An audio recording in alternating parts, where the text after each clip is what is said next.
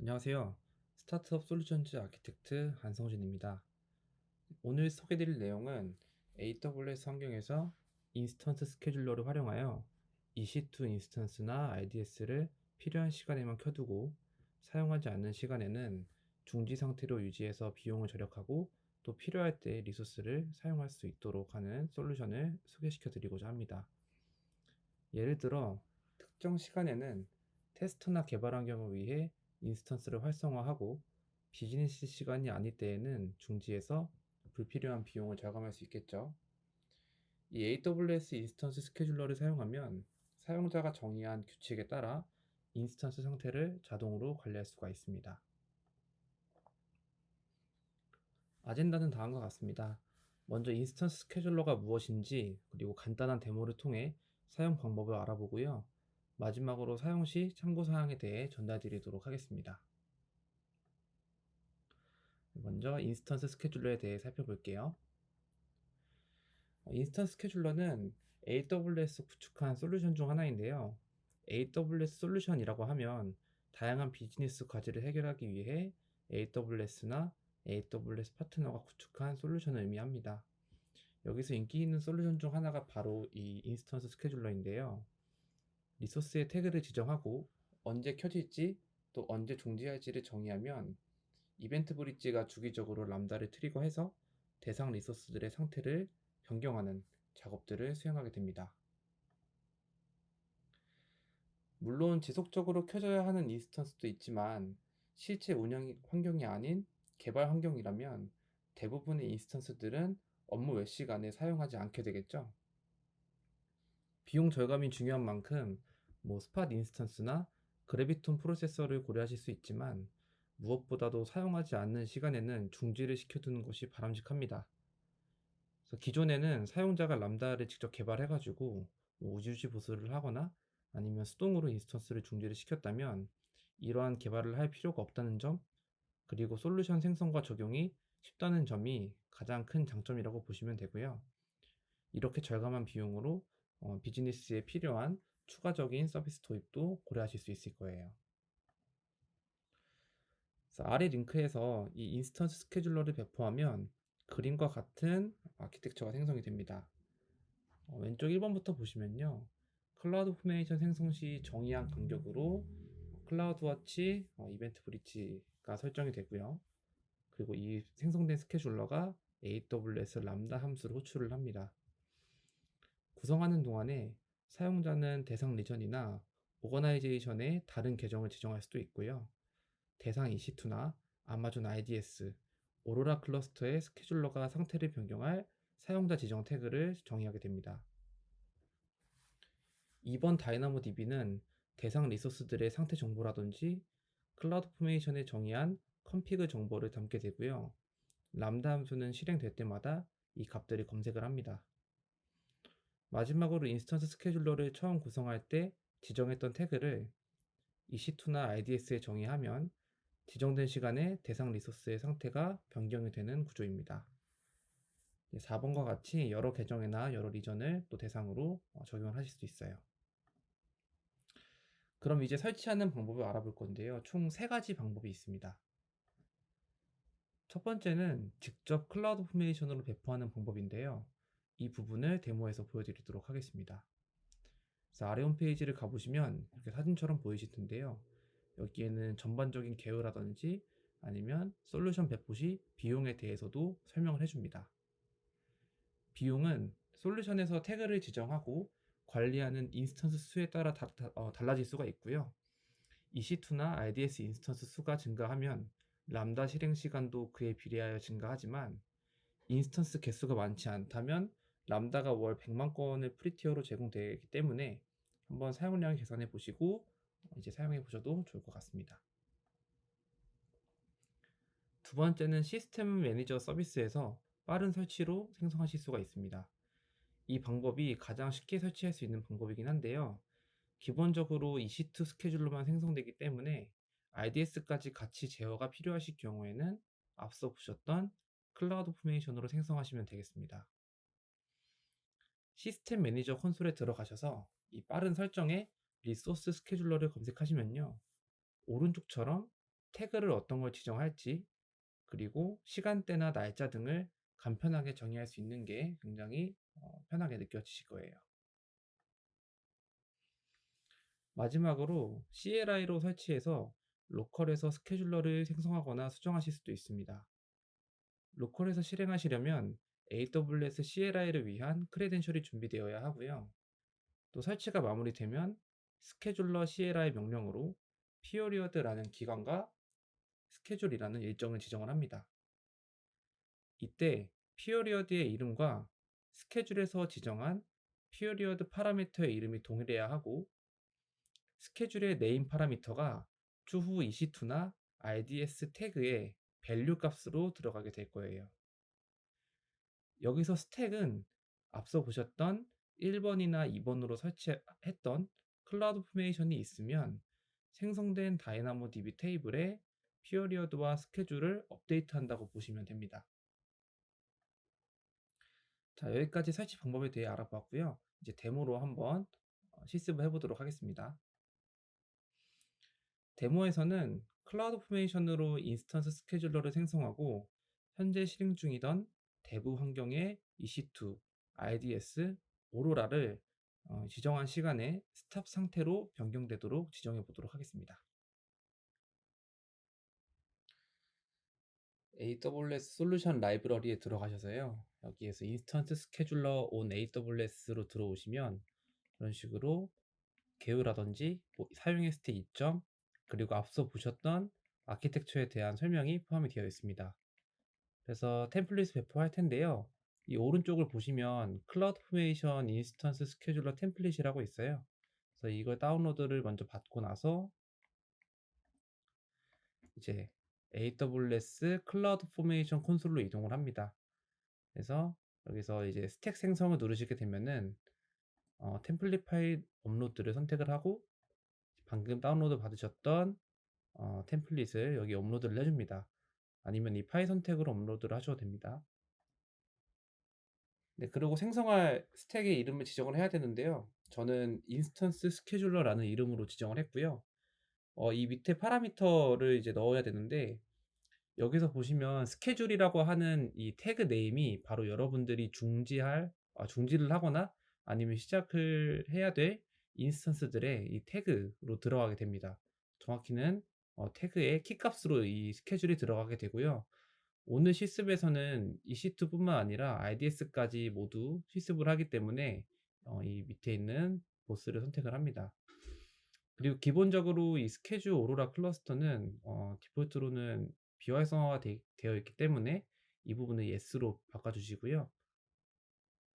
그리고 밑에 타임존도 이제 서울 기준으로 변경을 해줍니다.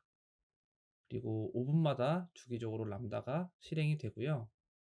밑으로 쭉 내리시면 이제 스케줄러도 로그를 클라우드워치 로봇에 저장을 하게 될 텐데, 이 내용을 이제 하루로, 오늘은 테스트니까 하루로 변경을 하고 진행을 하겠습니다. 그래서 이렇게 해서 생성을 해볼게요.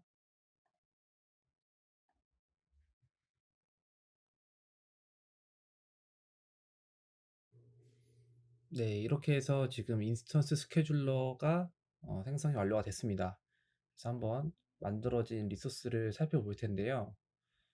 크게 이제 다이나모DB 테이블과 람다랑, 그리고 마지막으로 이 스케줄링을 주기적으로 하려면 이벤트 브릿지가 생성이 되겠죠.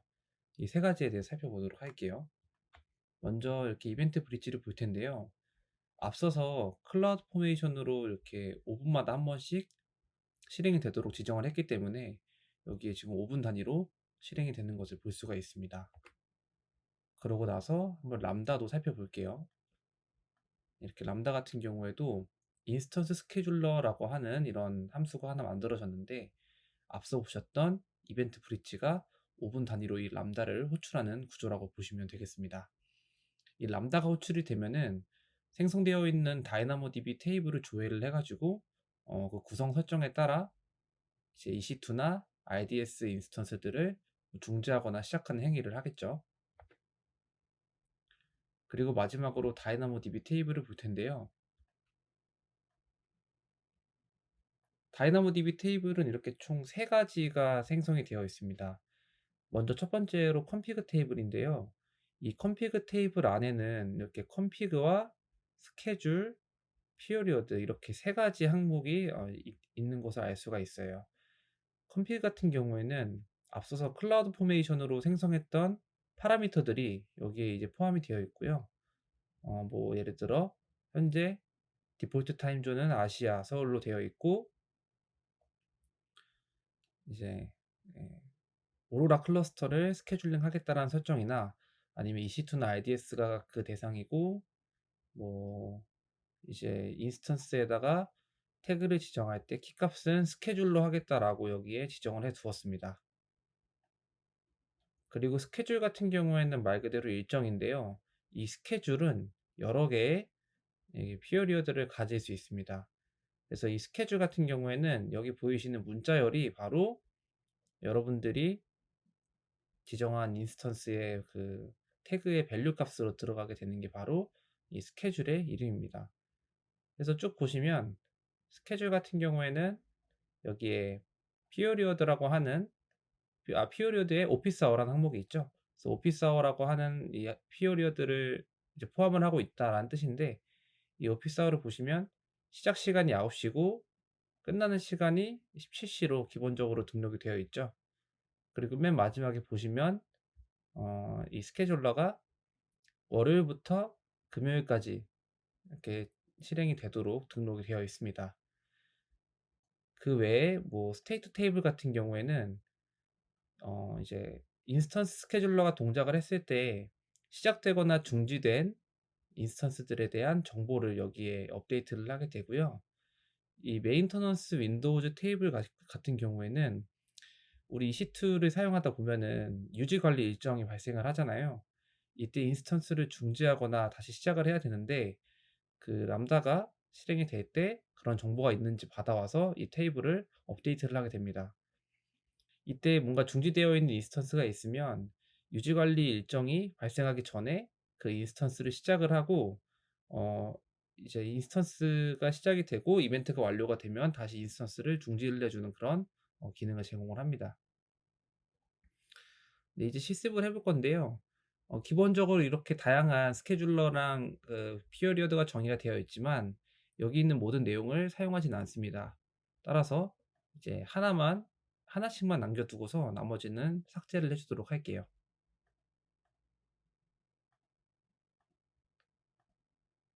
네, 그러고 이제 스케줄을 한번 살펴볼 텐데요.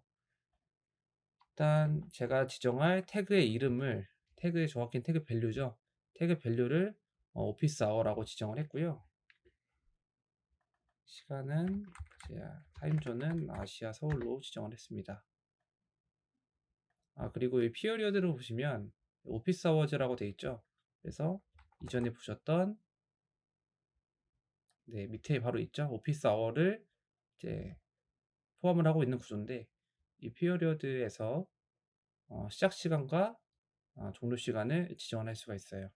그래서 오늘은 인스턴스를 중지시키는 게 목표이기 때문에 제가 이제 21시 10분으로 이 엔드 타임을 잡아 보도록 하겠습니다. 그래서 저장을 하게 되고요. 이제 대상 인스턴스들에다가 태그를 붙여야겠죠. 그래서 지금 dev라고 하는 인스턴스가 이렇게 하나 있는데 여기에다가 태그를 추가하도록 할게요. 그래서 앞서서 스케줄이 있었고 그에 대한 피어리어드는 오피스 아워였으니까 이렇게 지정을 하고요. 마찬가지로 이 dev에서도 지정을 해줄게요.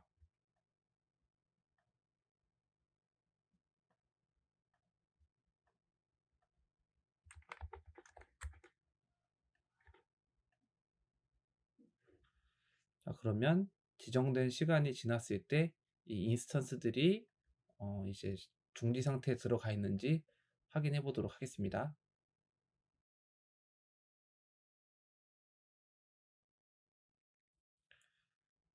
네, 이전에 지정했던 시간인 9시 10분이 지났을 때 이런 식으로 인스턴스 스케줄러 라스트 액션이라는 태그가 추가가 되었죠. 그래서 인스턴스가 몇 시에 시작이 되었거나 중지가 되었는지 이런 식으로 태그로서 알 수가 있습니다. 그래서 상태도 현재 중지 상태로 접어든 것을 알 수가 있고요. RDS 역시 이런 식으로 네, 똑같이 9시 10분에 스케줄러에 의해 중지가 현재 되고 있는 상태예요.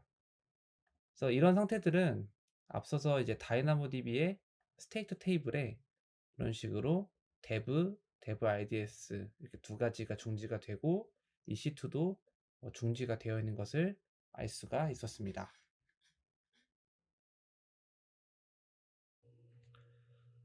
마지막으로 인스턴스 스케줄러 사용 시 참고사항을 정리해 보겠습니다.